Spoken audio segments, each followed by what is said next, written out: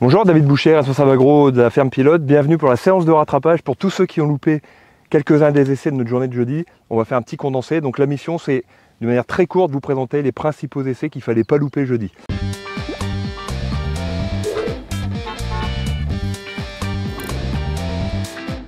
On continue notre visite d'essai virtuelle par ici, les fourragères. Alors, on ne va pas tout voir parce qu'il y en a vraiment beaucoup.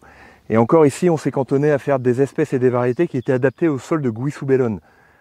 Par exemple, on n'a pas testé de dactyles. Les dactyles, c'est plutôt des plantes qu'on va mettre en terre très séchante. Donc là, on a valorisé principalement des raies-gras, italiens anglais, des trèfles et des mélanges. Alors, les raies-gras, c'est les UF principalement dans la ration. Ce qu'on va leur demander, c'est être résistant à la rouille. Ça, c'est hyper important parce qu'on a quand même des gros impacts de la rouille si jamais on en prend sur le raie-gras. On va leur demander d'être très vigoureux à la reprise de végétation. Et puis forcément, on leur demande de la biomasse. Donc nous, ce qu'on va chercher, c'est à chaque fois les meilleures variétés dans l'herbe book. Et puis après, on regarde ce qu'elles donnent au champ. Donc ce qu'on voit ici, c'est qu'on a des raies-gras, malgré une date de semis qui ne leur convient pas forcément. On est semé un peu à contre-saison pour l'essai. On voit des choses qui sont tout à fait intéressantes. Et pas encore des piaisons, c'est ce qu'on cherche aussi pour de la valeur alimentaire, puisque une fois que ça est pied, on perd beaucoup de valeur alimentaire. Si on va voir du côté des légumineuses, les légumineuses, c'est l'autonomie azotée, c'est l'autonomie protéique. Ça, c'est hyper important à travailler aujourd'hui. Je vous cache rien, je vous apprends rien. Le soja est de plus en plus cher. Donc, plus on va travailler des légumineuses sur la ferme en autonomie, moins on va être dépendant des cours extérieurs.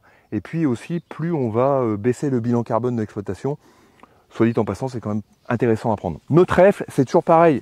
C'est pas un trèfle, c'est des trèfles, c'est des espèces et des variétés.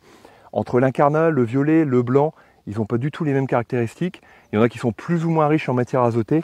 Donc on va aller regarder non seulement la valeur alimentaire, mais aussi l'adaptation à votre cycle. Si vous voulez faire par exemple une dérobée à semis en fin d'été pour une récolte avant un maïs, l'idéal c'est par exemple un trèfle incarnat, parce que lui on sait qu'il va repartir très vite après l'hiver.